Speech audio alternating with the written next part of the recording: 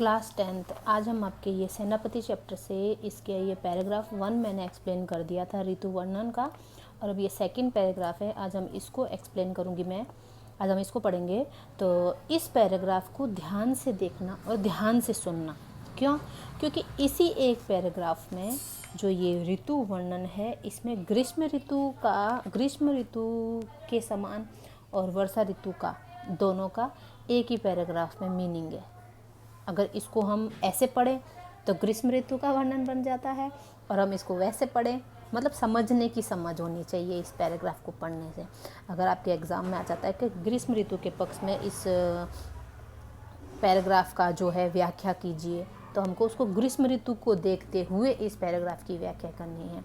और अगर यहाँ पर क्वेश्चन आ जाता है कि वर्षा ऋतु के पक्ष में इस की व्याख्या कीजिए, सेनापति के इस पद्य की ये जो छंद है इसकी व्याख्या कीजिए, तो आपको उसको वर्षा ऋतु के पक्ष में उसका, तो इसको ध्यान से सुनना कि इसका जो पैराग्राफ का मीनिंग है वो वर्षा ऋतु में कैसा होता है और ग्रीष्म ऋतु में कैसा होता है, इसी पैराग्राफ से हमको पता चलेगा। इसको ध्यान से सुनना है।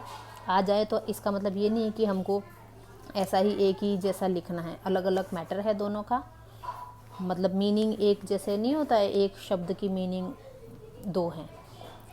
देखे छिति अंबर जले है चारी ओर छोर, यानी कि अब इस पैराग्राफ को हम ग्रीष्म ऋतु समझ करके हम इसको ग्रीष्म ऋतु का वर्णन से हम इसको व्याख्या करेंगे।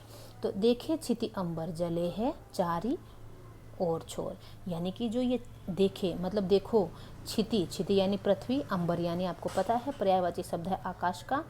आकाश और जो अंबर है वो जल रहे हैं चारों ओर, दूर दूर तक जो फैला हुआ है जो आकाश और जो पृथ्वी का जो है ये दूर दूर तक जलता हुआ दिखा प्रतीत हो रहा है। तीन बर तरबर सभी को रूप हरियो है। अब ये ग्रीष्म ऋतु के उसमें व्याख्या करनी है कि जो तीन यानी घास, तीन मतलब है ये जो घास है, और तरबर मतलब वृक्ष, जो घास है और वृक्ष है, सभी का जो चिलचिलाती धूप है उसने सभी का रूप हर लिया है। हर लिया मतलब ले लिया है, उन सारे पत्तों को मतलब है ना सुखा दिया है, यानी उनका सब हरा रूप ले लिया है। किसने? सूर्य की भीषण जो ताप है, गर्मी है। महाझर लागे ज्योति भादव की होती चले, जो महाझर मतलब है जो वर्षा ऋतु के टाइप का जो सूर्य की जो किरणें हैं उसको किस समान बरसता हुआ प्रतीत किया है, जैसे कि बताया गया है जैसे कि मूसलाधार बारिश हो रही है, उस टाइप से सूर्य की किरणें यहाँ पर वर्षा के समान झर रही है। ठीक है। लागे ज्योति भादव की होती चले, यानी कि अब यहाँ पर देखो भादव का महीना, एक तो यहाँ पर भादव का महीना भी ले रखा है, और एक होता है जंगल की आग। तो इसमें अगर हम जब इसको ग्रीष्म ऋतु का जब हम लोग इसको ये व्याख्या करेंगे ग्रीष्म ऋतु मान के, ग्रीष्म ऋतु के पक्ष में मान के, तो क्या पक्ष में, तो हम इस भादव का यहाँ पर अर्थ लेंगे जंगल की आग। इसको क्या बोलते हैं जंगल की आग को? अगर आपके कोई क्वेश्चन आता है तो क्या बोलते हैं? दावानल। जो दावानल पर्टिकुलर वर्ड है उसको जंगल की आग का नाम है, पर्टिकुलर एक नाम दे रखा है, ये जंगल की आग को क्या दे रखा? दावानल। ठीक है। अब है यहाँ पर जब ग्रीष्म ऋतु के पक्ष में हम इसका वर्णन करेंगे तो महाजर लागे ज्योति भादव की होती चले, यानी कि जो सूर्य की जो तेज किरणें मूसलाधार वर्षा की तरह हो रही है वो दावानल यानी जंगल की आग सी प्रतीत हो रही है कि उस टाइप का जो पूरा चारों तरफ मतलब फैले जा रहा है, वो प्रकाश, वो ताप, जो सब कुछ है वो जंगल की आग की तरफ बढ़ते जा रहा है। ठीक है। ग्रीष्म ऋतु का वर्णन है ये। जलद पवन तन सेक मानो परियो है, यानी कि जलद मतलब यहाँ पर देखो बादल होता है। जलद का मतलब यहाँ पर इसके भी दो उदाहरण मतलब दो मीनिंग है। एक जलद का मतलब होता है बादल, ठीक है, और एक जलद का मतलब है यहाँ पर तपती हुई वायु। तो हमको देखो यहाँ पर जो मीनिंग है, अभी हम लोग वर्षा ऋतु का वर्णन करेंगे तब इस जलद का उपयोग वहाँ करेंगे बादल का। ठीक है। बादल का पर्यायवाची है ना जलद, लेकिन हम अभी यहाँ पर ग्रीष्म ऋतु का वर्णन करें तो इस जलद का मतलब है तपती हुई वायु इसको कह सकते हैं। जलद का यहाँ पर ये मीनिंग लिया गया है। ठीक है। जलद पवन तन सेक मानो परियो है, यानी कि ये जो तपती हुई वायु है सेक मतलब सिकाई। तो हमारे जो तन तन मतलब पता ही है शरीर, जो जलत पवन जो तपती वायु का जो सेक है वो हमारे शरीर को हो रहा है। तपती वायु नहीं चलती है, लू, उस टाइप का। दारुण तरनी तरे नदी सुख पावे सर। अब यहाँ पर देखो दारुण, ये यहाँ पर दो व्याख्या करनी है, एक ग्रीष्म ऋतु की, एक वर्षा ऋतु की। तो यहाँ पर इसीलिए इसके दो दो मीनिंग दे रखे हैं। तो दारुण, एक दारुण का मतलब है कष्टदायक और एक दारुण का मतलब है काट की। तो जब हम इसका ग्रीष्म ऋतु में वर्णन करेंगे तो हम यहाँ पर कष्ट, इसका मीनिंग रखेंगे कष्टदायक। ठीक है, इसका मीनिंग समझेंगे दारुण का कष्टदायक, क्योंकि अभी हम यहाँ पर ग्रीष्म ऋतु का वर्णन करें। ठीक है, दारुण तरनी तरे नदी सुख पावे सब, यानी कि जो तपती हुई जो ये जो भयंकर जो तपती हुई जो सूर्य की जो किरणें हैं, तप है, तरे नदी सुख पावे सब।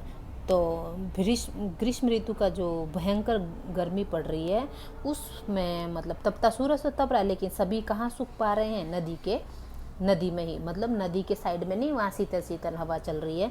तो भयंकर जो सूर्य का जो तप है उसके कारण उससे तो सब परेशान है, लेकिन जो नदी के तट पर सब लोग सुख पा रहे हैं। ठीक है, सिरी घन छाह चाही बोई चित धरियो है, यानी सिरी मतलब है ठंडी, जो ठंडी बादलों की, घन मतलब यहाँ पर बादलों की छाया ही है। सिरी घन चाह, सभी का मन चाही बोई, चाहना मतलब चाहना, चाही बोई मतलब चाहना ही। तो सभी का चित्त मतलब मन है ना, सभी के मन में क्या बात धरी हुई है, मतलब क्या मन में आ रहा है कि घने जो बादलों की ठंडी ठंडी शीतल छाया में जाने का, मतलब वहाँ पर वो शीतल ठंडी हवा पाने का, यानी या फिर कह सकते हैं कि बादलों की ठंडी छाया में जाने का मन कर रहा है, चाह रहा है। देखो चतुराई सेनापति कविताएं की जो, अब सेनापति कह रहे हैं कि देखो मेरी चतुराई, जिस तरह से मैंने कविता को मतलब क्या बोल सकते हैं यहाँ पर, कविता रची है जिस तरह से। तो ग्रीष्म विषम वर्षा को सम करियो है, जो यो विषम यानी भयानक, विषम मतलब भयानक जो ग्रीष्म ऋतु को है मैंने वर्षा के समान कर दिया है इस कविता से। अगर हम इसको ग्रीष्म ऋतु के उसमें पढ़ते हैं तो इसका मीनिंग ये होता है। ठीक है, अब हम इसी पैराग्राफ को अगर बोलते हैं कि वर्षा ऋतु के पक्ष में इसका वर्णन करो, तो अब देखो इसका जो आपका जो बताया मैंने, जो हर ये जो मीनिंग है इसके, यहाँ पर ग्रीष्म ऋतु के उसमें मीनिंग अलग है उनका। अब वर्षा ऋतु के पक्ष में अगर हम इसका ये पैराग्राफ वही है, अब इसको वर्षा ऋतु के पक्ष में हम इसका मीनिंग सुनेंगे, तो ध्यान से सुना।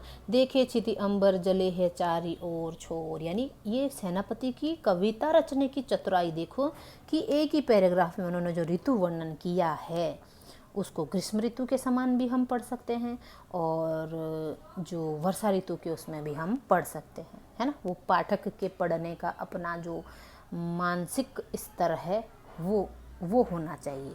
तो वो तो सेनापति की तो ये चतुराई है, ये रचने की कविता, उन्होंने इस पैराग्राफ को ऐसा रचा है कि हम इसको, हमारा मानसिक स्तर कैसा है हम इसको कैसे समझ सकते हैं। लेकिन वह एग्जाम में आएगा कि इसको ग्रीष्म ऋतु के पक्ष में इसका व्याख्या कीजिए, तो हमको ग्रीष्म ऋतु का सुनना है, करना है। और जब अगर हम वहाँ पर एग्जाम में लिखा होगा कि इसको वर्षा ऋतु के पक्ष में इसकी व्याख्या कीजिए, तो आप वर्षा ऋतु सेनापति का जो वर्षा ऋतु वर्णन है उसको उसमें ये ले लेना है, ये पैराग्राफ का करना है। ठीक है, अब जैसे देखो इसी का मीनिंग देखो, देखे छिति अंबर जले है चारी ओर। अभी हम देखे छिति और अंबर बता दिया मैंने, वही पृथ्वी और अंबर है। ये क्या कर रहे हैं, दूर दूर तक, है ना, जले है चारे ओर। अब यहाँ पर जले मतलब क्या ले लिया है, जल। अब क्या है, जो पृथ्वी और अंबर में है, वर्षा ऋतु आने से क्या हो गया है, जले है यहाँ पर। वहाँ पर अगर ग्रीष्म ऋतु में हमने इसका जलना से लिया था मीनिंग, है ना। अब यहाँ पर जल का क्या ले लिया है, जले मतलब जल, यानी चारों ओर क्या हो रहा है, वर्षा ऋतु में जल ही जल दिखाई दे रहा है। तिन तरबन सम ही को रूप हरियो है, यानी अब देखो यहाँ पर हरियो मतलब पहले ग्रीष्म ऋतु में हमने लिया था, मतलब हरना या कह सकते हैं ले लेना, है ना, पहला ग्रीष्म ऋतु में। लेकिन अब हरियो, अब शीत ऋतु, अगर इसको वर्षा ऋतु में देखेंगे तो हरियो मतलब हरा। ठीक है, शीत ऋतु में। तो अब जैसे है तीन तरबन, जो भी घास है, जो भी तरबर है यानी वृक्ष है, सब ही का रूप कैसा हो गया है, हरा, क्योंकि अभी हम यहाँ पर वर्षा ऋतु के पक्ष में इसका वर्णन कर रहे हैं। महाझर लागे ज्योति भादव की होती चले। अब महाझर, यहाँ पर वर्षा, मूसलाधार वर्षा, तेज बारिश बोल सकते हैं, तेज वर्षा, महाजर। और हमने ग्रीष्म ऋतु में इसको महाजर, सूर्य की जो तपती किरणें थी उसको वर्षा के समान माना था। यहाँ पर क्या है, तेज वर्षा। वही लागे ज्योति भादव की। अब भादव यहाँ पर महीना, पहले था जंगल की आग, लेकिन अब क्या है, यहाँ पर भादव का महीना होता है ना, भादवा महीना जो भी है वो महीना, भादव के महीने से यहाँ पर तात्पर्य है इसका। तो जो भादव के महीने में वो जो बिजली चमकती है उस टाइप का, उसके समान होता कि होती चले, यानी भादव के महीने में जो बिजली प्रकाश से चमकती है उसके समान लग रहा है। ठीक है, तेज वर्षा हो रही है, जो वर्षा की जो भारी झड़ लगी हुई है वो क्या है, भादव के महीने में जो बिजली चमकती है उसके समान, मतलब माहौल सारा का सारा दृश्य वैसा हो रहा है। अब जलद पवन तन सेक मानो प्रियो है। महाजर लागे ज्योति भादव की होती चले है, यानी महाजर, हमने पहले इस महाजर को सूर्य की जो तपती तेज किरणें बारिश के समान बह रही थी वो उसका माना था। ठीक है, जब हमने इसको वर्षा ऋतु के पक्ष में किया था, लेकिन अब यहाँ पर हम इस महाजर को क्या लेंगे, तेज वर्षा के रूप में। लागे ज्योति भादव, यानी कि जो भादव है, पहले हमने इसका मतलब लिया था, ग्रीष्म ऋतु के पक्ष में किया था तो जंगल की आग यानी दावानल इसका मीनिंग लिया था, लेकिन अब जो भादव है, जो भादव का महीना है, इसका मीनिंग उससे है। ठीक है, तो जो ये तेज वर्षा, जो झड़ जो लगी हुई है, तो जिस तरह ऐसा लग रहा है कि जैसे भादव के महीने में ज्योति, वो बिजली चमक, बिजली ज्योति मतलब वो लाइट, जो भादव के महीने में जिस तरह से बिजली चमकती हुई सी प्रतीत होती है। एक तो मूसलाधार जो तेज बारिश हो रही है एक वो, और एक भादव के महीने में जो बिजली चमकती है वो, उससे चमकने से प्रकाश हो रहा है। ठीक है, अब है जलद पवन तन सेक मानो प्रयो है। अब यहाँ पर जलद, पहले हमने इसका मीनिंग लिया था तपती वायु, है ना, अब यहाँ पर जलद है मतलब बादल। अब जलद का मतलब है बादल, क्योंकि वर्षा ऋतु पर जो बादल की जो पवन है ना, जो शीतल पवन है, जो ये बादलों की जो ठंडी ठंडी छाँव है, जो बादलों को छू करके जो पवन आ रही है, जो शीतल हवा हो जाती है ना, बारिश होती है जब बादल होते हैं, जो ठंडी ठंडी हवा होती है, उस टाइप से शीतल जो पवन है वो हमारे तन को सेक रही है। वो सेक, यहाँ वहाँ पर सेकना था गर्म हवा से, यहाँ पर सेकने का मतलब है ठंडी हवा से। ठीक है, सेकती हुई प्रतीत हो रही है और सुख मिल रहा है। ठीक है, दारुण तरनी तरे नदी सुख पावे सब। अब यहाँ पर दारुण, पहले हमने इसको दारुण का ग्रीष्म ऋतु में कष्टदायक मीनिंग निकाला था, अब दारुण का मतलब है काट। ये दारुण है, इसका मतलब है काट। ये वर्षा ऋतु के पक्ष में पड़े, इसलिए हम काट पढ़ेंगे। दारुण तरनी तरे नदी सुख पावे सब। अब जो दारुण तरनी, जो तरनी मतलब यहाँ पर नदी होता है। ठीक है, और वहाँ पर हमने दारुण तरनी मतलब हमने सूर्य की जो किरणें हैं उससे लिया था, और अब यहाँ पर वर्षा ऋतु में हम इस तरनी को नदी मानेंगे। ठीक है, नदी इसका मीनिंग है। तो काट की नदी पर जो सब तरे, नदी तरे सब तैरते हुए, मतलब नदियों से जो फ्लोटिंग होते हुए, तैरते हुए जा रहे हैं सब। ठीक है, काट की नदियों से क्या हो रहा, नदी को पार कर रहे हैं, सभी सुख पा रहे हैं। लकड़ी की नाव में बैठ करके सब लोग नदी को पार कर रहे हैं। ठीक है, इसका मीनिंग है श्री घन छाह चाहे बोई चित धरियो, यहाँ पर है। अब यहाँ पर वर्षा ऋतु के पक्ष में ही इसका मीनिंग करना है। अब क्या है, श्री घन छाह, जो घनी छाह है बादलों की। ठीक है, चाहे बोई, वही चाहना है ना। तो वर्षा ऋतु में क्या होता है, बादलों की छाँव में ही रहने का मन करता है ना, ऐसा बादलों की शीतल छाया में रहने का मन कर रहा है। और देखो चतुराई सेनापति कविता की, जो अब यही वाली मीनिंग इसमें वापस यही है। देखो सेनापति की चतुराई, जो कविता कर रचने की जो चतुराई है, उससे क्या हुआ, ग्रीष्म विषम वर्षा को सम करियो है। जो ग्रीष्म ऋतु का वर्णन वर्षा ऋतु के समान बताया गया है। ग्रीष्म ऋतु को वर्षा ऋतु का रूप दे दिया है यहाँ पर। ठीक है, बड़ाई कर रहे हैं वो अपनी। तो ये मीनिंग है वर्षा ऋतु के पक्ष में और ग्रीष्म ऋतु के पक्ष में, दोनों का। जो इसको अच्छे से सुनना, जो इसके कुछ कुछ मीनिंग है उसके दो मीनिंग निकल रहे, कुछ कुछ शब्द है उनके दो मीनिंग है। तो उससे ग्रीष्म ऋतु का अलग से है और वर्षा ऋतु का अलग से। तो है पर्टिकुलर वर्ड वही है, लेकिन आपको एग्जाम में अगर आएगा तो उसमें देखना है, या तो वहाँ लिखा होगा ग्रीष्म ऋतु के पक्ष पे या फिर लिखा होगा वर्षा ऋतु के पक्ष में। दोनों को क्वेश्चन को ध्यान से पढ़ते हुए इसका व्याख्या करनी है या इसका आंसर देना। इफ अगर पूछते हैं सेनापति की ग्रीष्म ऋतु का वर्णन कीजिए, तो ग्रीष्म ऋतु का वर्णन भी यही होता है। और अगर ऐसा आता है कि वर्षा ऋतु का वर्णन कीजिए, तो वर्षा ऋतु के पक्ष में भी यही वाला आ जाता है। ठीक है, ओके।